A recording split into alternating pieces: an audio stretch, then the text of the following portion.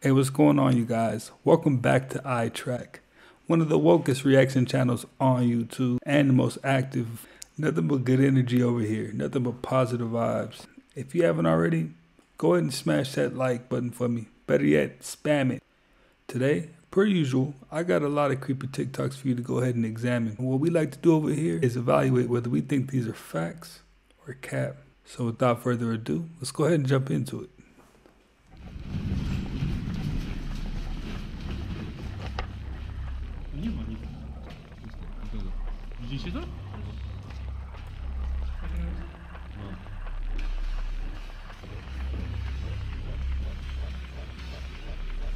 So I think there are lots of interesting discoveries, biological, on Earth, and other discoveries in the heavens that those of you who are younger will get to see unfold. You'll have all kind of problems with them, but on balance, it'll be a plus. And it'll make life much more interesting. In those brief few sentences, I think Bill said a whole lot. His case in front of the Supreme Court. The first time I heard that Jay-Z probably was my father when I was 8 years old, my mom came up to me and was like, "Hey Rob, you know I got something to tell you.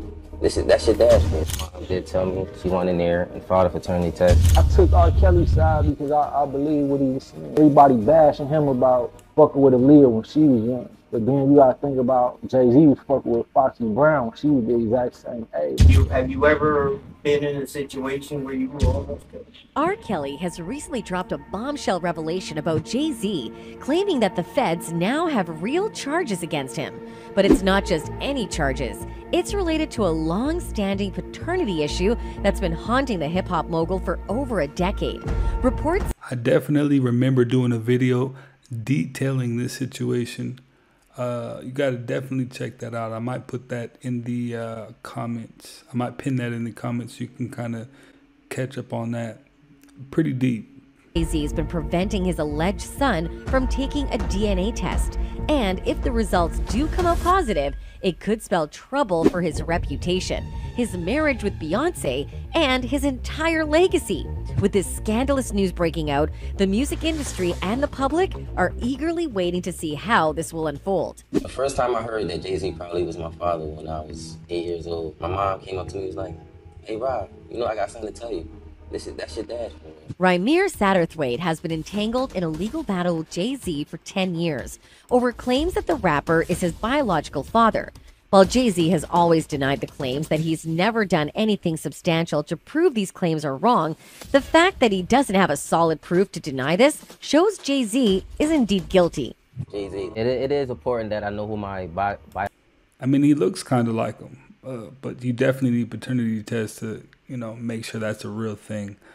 Tell me what you guys think. Does he look kind of like him or what? father is. I don't know how he feeling. Like I would hope he would think about it. Studied the Hermetics at all? No. Ah. Are you interested in Yes. Have you heard about them at all? Of Sure. This thing? Please. Have you heard of a book called The Kabbalion? No. Well, this should be right. The Kabbalion.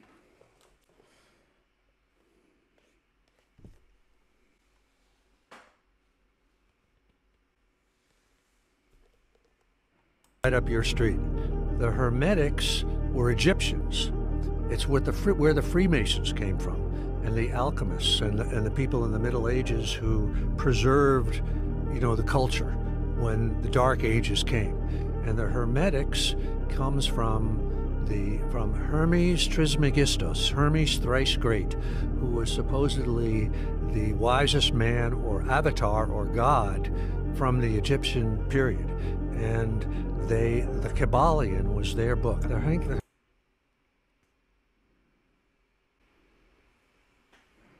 Definitely a good book. It definitely gets deep into like what was going on back then. It's a must read for sure. I get deep into this stuff. I'm big on knowledge. I love to learn about what was going on in general. Hermetics had like 7 principles. The first one is that you and I have no physical existence as entities. We exist entirely as thoughts in the mind of the All, or God. Proof that mermaids are aliens, part 3. A couple years ago, the Seattle Aquarium decided to put an octopus in the same tank as sharks. After a while, people started to notice that something strange was going on.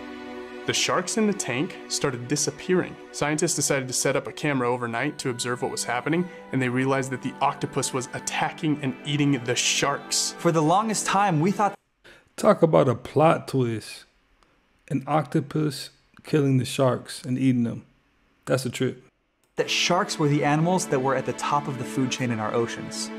Well, that could have been true until creatures from another planet took over. So then this begs the question, are there other aliens from that planet as well? We know more about the surface of the moon than we know about our own oceans. We are discovering new species of fish every single day. Have you seen some of the creatures that we have found living in our oceans? You look at these pictures and tell me that none of these species are from another planet. There are extremely bizarre fish at the bottom of the ocean. Blobfish, anglerfish, teethy, a lot of teeth fish. I'm convinced that the mermaids have been conducting experiments on our fish, mutating them into bizarre forms to make them feel more comfortable, feel like their own planet. The fish at the top of the ocean don't look like that. They look like fish. We all know what fish looks like. At the bottom of the ocean, there is some stuff going on down there. Agreed. King Solomon, also known as Solomon the Wise, was a biblical figure who ruled as the king of Israel from approximately 970 to 931 BCE. According to the Hebrew Bible, he was the son of King David. In various religious and mythological traditions, including Islamic, Christian, and occult traditions, there are references to King Solomon's interactions with demons. One particular legend involves Solomon's ability to control 72 demons using a magical artifact called the Seal of Solomon, or Solomon's Seal. These demons are often referred to as the 72 demons of the Goetia. According to the legend, Solomon received a ring from God that had a seal engraved on it, granting him authority over the spiritual world. It is said that he used this seal to command and bind the 72 demons, compelling them to reveal their knowledge and perform tasks for him. Okay, see, I heard about the story of Solomon, but I never heard about the ring, so this is interesting. Each demon had a specific name, characteristic, and area of expertise. These 72 demons are commonly described in grimoires and occult texts, including the 17th century grimoire called The Lesser Key of Solomon, or Lemegeton.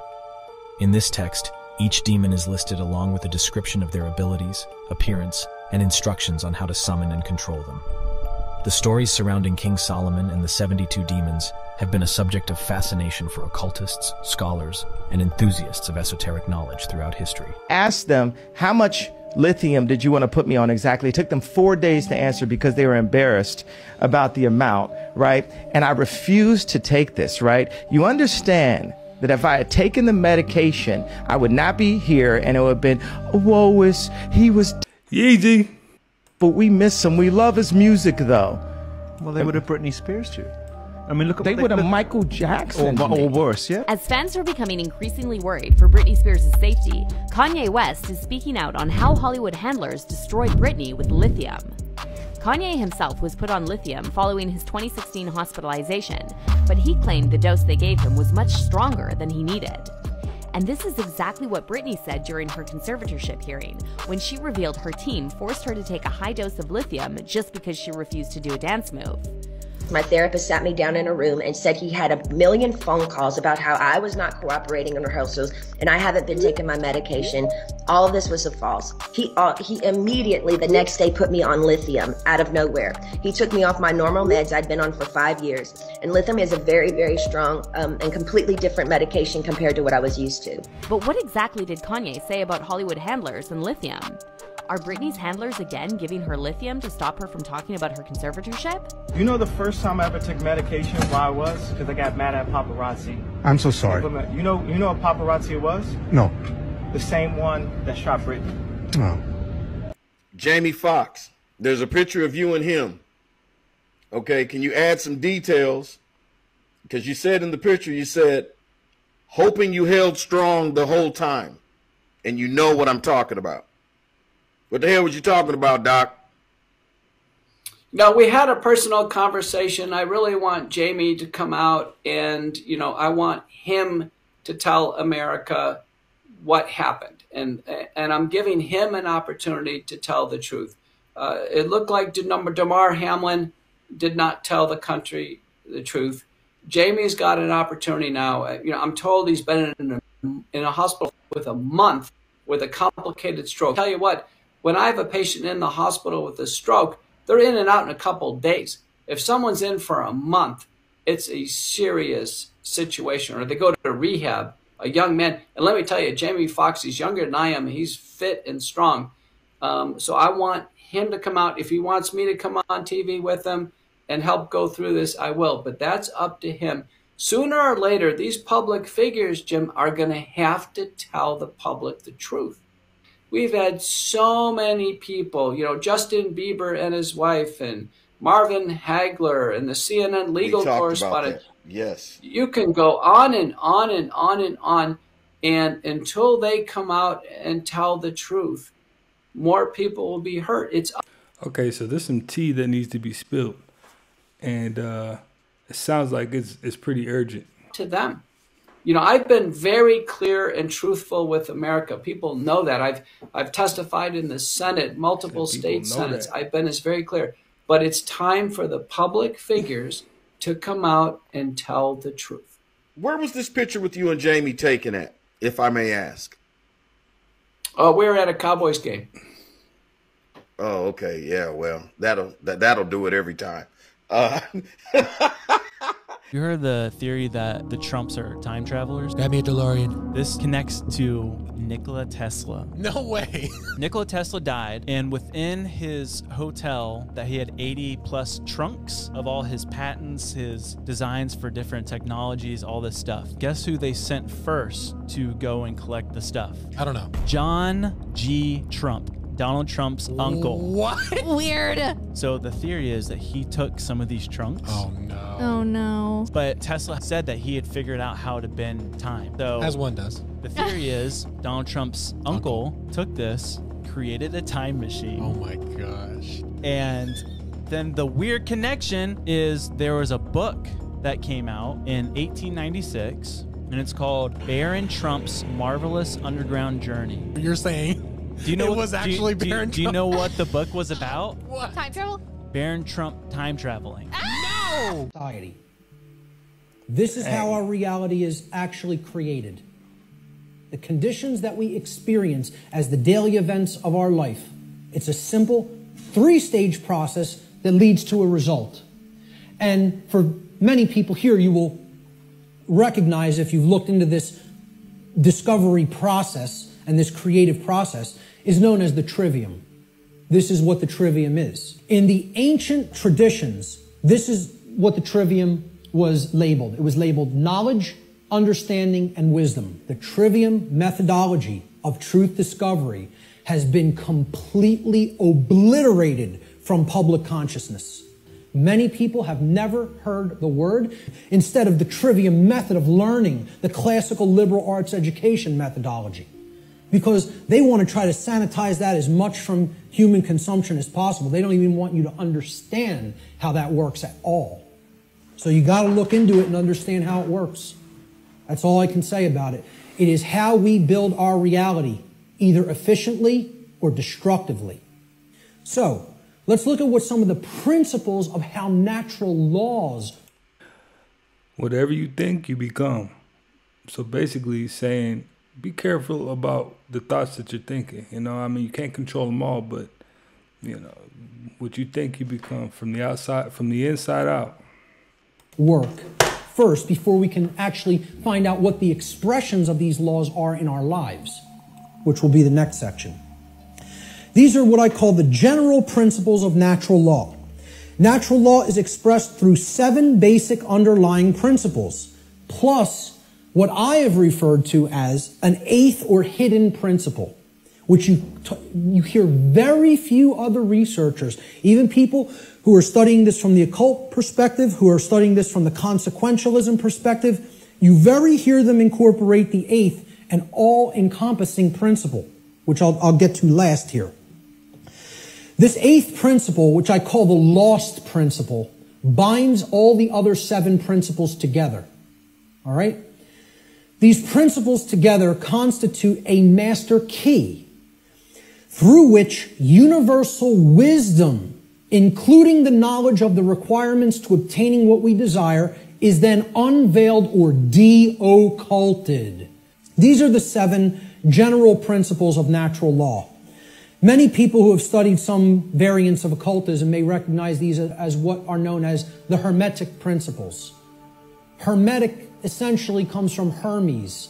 Hermes Trismegistus, the thrice great one, as he was referred to in the ancient Greek mystery traditions. 7 general principles. They are mentalism, correspondence, vibration, polarity, rhythm, cause and effect, which is a huge one, which we'll be getting into, and gender. So I'm going to briefly describe what each of these are and what they are about. The principle of mentalism states that the all, everything in creation, is actually a manifestation of mind. The all is mind. Okay? What this means is everything that happens has to be a result of a mental state which preceded it. Everything. For anything to exist, thoughts had to form first, and then they formed the physical. I have to agree. I definitely have to agree with what he's saying right here, for sure. Your thoughts become things. Pay attention to everything. You had to think about brushing your teeth before you did it. You had to, before you eat, you think about it. Before you do pretty much anything, you think about it, even if it became a habit. So you create the habit in your mind first before you know. So it's deep. That's a fact. Reality after. The universe itself is a mental construct of the Creator. Thoughts lead to the manifestation of things and events. Thoughts create conditions. Thoughts create things and conditions. They cannot just magically manifest themselves. Thought comes first. Thoughts create our state of existence and the quality of our experience here on earth, ultimately. Therefore, we should be responsible for everything that we create by being responsible for that which we think. Because the thought processes are what are driving the behaviors. People behave the way they do because they have certain belief systems embedded in the mind and running like a program. Their thoughts and their emotions are driving their actions. So the behavior is not magically suddenly going to just change. The thoughts and emotions have to change because they're the driving force behind the behavior. That's when reality will change. See, people don't want to hear that, once again. They don't want to hear, if you want to change reality, you, yourself, have to change the way you think. Because the way you think is not conducive to the requirements for getting what you say you want. They're doing the exact opposite of that in many cases. So that's the principle of mentalism. The principle of correspondence states that that which is above is similar or like to that which is below. So what this means is that which is below, and that which is below is like to that which is above. It's a mirror, okay? The above is like the below is like the above, all right? The above, in this case, is the macrocosm, okay? The laws of the very large things, okay? The laws that govern the creation which we consider is seemingly outside of ourselves. We know at the deepest level that it's not, that we're one with it, but, you know, we perceive this as out here, the laws that govern the large aspects of things. So the macrocosm, or the very large, the totality of everything, and the microcosm, which is the very small, or the individuated units that comprise the whole in their aggregate, okay? They are reflections of each other. They cannot be separated from each other. As one goes, the other goes. The universe is actually a holographic system. A hologram is an image, okay? You pass a laser through it and then projects a 3D image, okay? It's like a flat image and it projects a three-dimensional image. But the aspect, why they call it a holo, like holistic, hologram, holistic image, is if you break a hologram into multiple components by cutting it. So if I take a hologram and I cut it in 4 pieces, you don't have a quarter of the image on one part of the hologram and a quarter on the other and a quarter on the third and a quarter on the fourth. They also presented us with a gift to the people of Earth called the Yellow Book. Yes. The Yellow Book was an amazing piece of technology It wasn't really a book, it was maybe, it looked like a book, but really as you opened it, images sprang out of it, holographic images of what you were looking at, and giving you pictures that were of historical significance going back to 2000 BC. I loved the description of this. And this particular piece of technology, does it exist today? Does the military still have? Yes, they have it, of course. And does it show into the future as well, or only the past? As far as I know, it just discussed the past. But the remarkable thing about the book was that when you held it close to you, it picked up the language that was in your aura. Yeah. Back in 2005, I was actually stationed or deployed to Qatar. It was a completely normal mission for us. We were not alerted for anything abnormal. It was in the middle of the day. I remember coming into a base in Afghanistan called Bagram. Back in those days, it was pretty austere. It was an old Russian air base that we were using. It's basically built in a bowl in the mountains where you have to stay high right up in the last minute, and then you basically come screaming back down to land. The area to the side of it was called the Valley of Death because during the Soviet days with the Mujahideen, they had fired their rockets into a lot of the helicopters, so you could see all kinds of wrecks and stuff in the valley below, which for the most part I didn't pay attention to because I was a little busy getting the airplane on the ground safely. We landed and basically was told to taxi to the very end of the tarmac. And like I said, it was middle of the day, very hot. I remember that. We opened the doors and unloaded the equipment that we had brought in. And then we were met at the aircraft by what we later on called the babysitters. But they kind of introduced themselves and said, hey, no cameras, nobody's taking pictures here. We're moving some high-value stuff.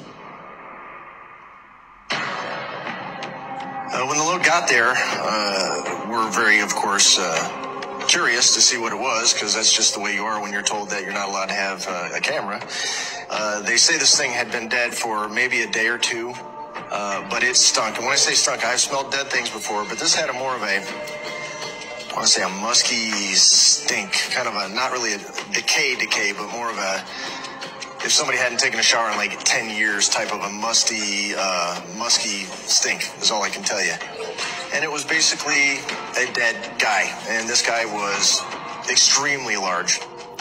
And when I say large, our pallets are basically, if I remember correctly, about 9 by 12 feet or so.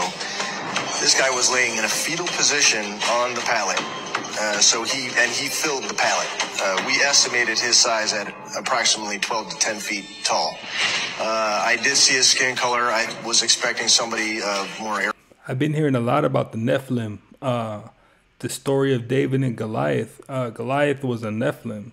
So now all these different stories that come out like this help you to really understand what was really going on in certain stories in the Bible. Yeah, Goliath, had to have been a Nephilim for him to be that big. So yeah, that's interesting. Being in Afghanistan and all, I know he was dead, but he was very pale, very white.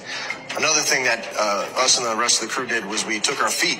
He was in a fetal position, so you could take your feet and put it kind of, you could see where his feet were there, and they were wrapped up. He did not have shoes on, but he had like looked like he was wrapping them in some kind of a canvas type stuff. But we were sticking our feet up next to his feet, and his feet were extremely big.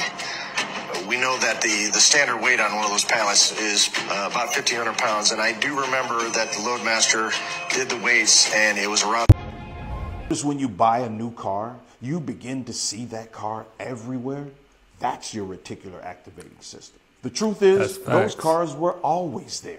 There's a mechanism in your brain that only allows you to focus on what's important. That's why you don't notice that your hair is always growing or your heart is always beating. But if you had a heart attack, you would immediately start to notice that that heart is always beating. Why? Because now it's important to you. So once you realize that success is important, your reticular activating system will help you identify. See, now he's dropping game for free. Pick that up. The things that you need to help you get there. One thing I really want your generation to embrace is that the Earth is a closed system. We cannot leave the Earth. There's no place to go. The Earth is a closed system. The Earth is a closed system. We cannot leave the Earth. We cannot. Bill Nye is the originator of giving information on the things we didn't know. If you don't know who Bill Nye is, go look him up. Google him. We cannot leave the Earth. We cannot leave the Earth. The Earth is a closed system. We cannot leave the Earth.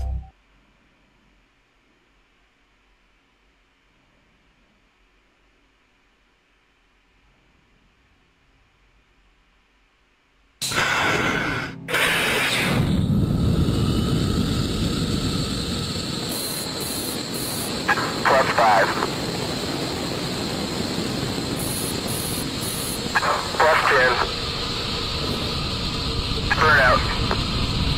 Good burn. Copy, good burn.